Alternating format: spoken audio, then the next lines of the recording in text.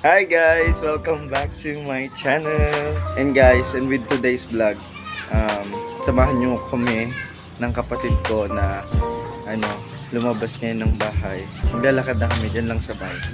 So, kakain tayo, merienda lang kasi nakaka-stress kumuha ng mojo. Alam niyo na.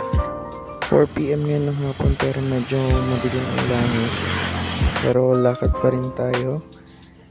Yan, kasi malapit lang naman ang bayan. Actually, bigla lang namin naisipan ng kapatid ko na pumunta ng plaza para makapag-merienda. Since patapos naman na ang second quarter niya, kaya enjoy muna siya. Hey guys, dito tayo ngayon sa mall.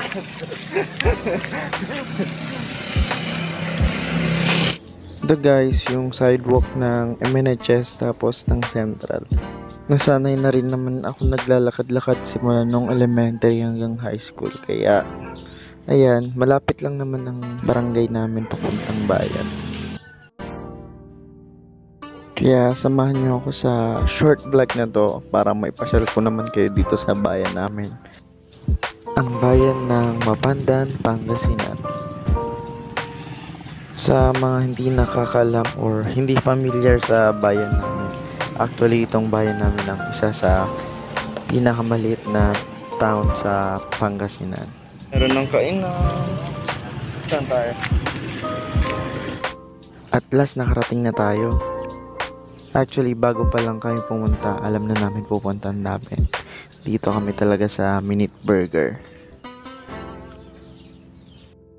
Ewan ko kung bakit, pero favorite talaga namin tong Minute Burger na to, lalo na yung Black Pepper Burger. Pero since hindi available, naghanap na lang kami ng iba. Buti nga, naglabas ng pera yung kapatid ko. Halos ayaw maglabas ng pera eh. Yay! Ating kapatid.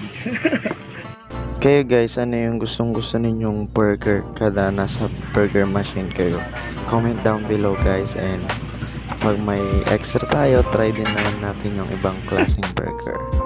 And guys, if you're new to my channel, please help me grow by clicking the like, share, and subscribe button.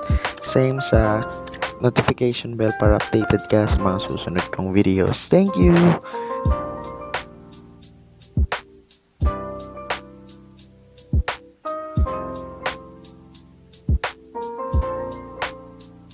And dito guys, sa Mapandan, every afternoon, marami dito nagbebenta sa gilid ng plaza. Kaya guys, kung mapasyal man kayo dito sa aming bayan, marami kang pagpipilian dito at tiyak na mabubusog ka.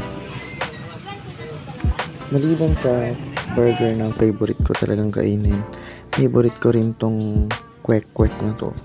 So sa lahat ng tusok-tusok lagi, mas pipiliin ko ang kwek-kwek. Yan, kahit yan na lang ulam ko, kaya mabuhay. Ayan guys, tapos na kami kumain. And maglalakad ulit kami pa uwi. Nagkwento-kwentuhan sa daan. And guys, I wanna share this verse to you. Very surely a future hope for you, and your hope will not be cut off. Kaya guys, maraming salamat sa pagsama sa aking short vlog. And if ever may vlog suggestion kayo, please comment down below. Thank you and God bless. We're home.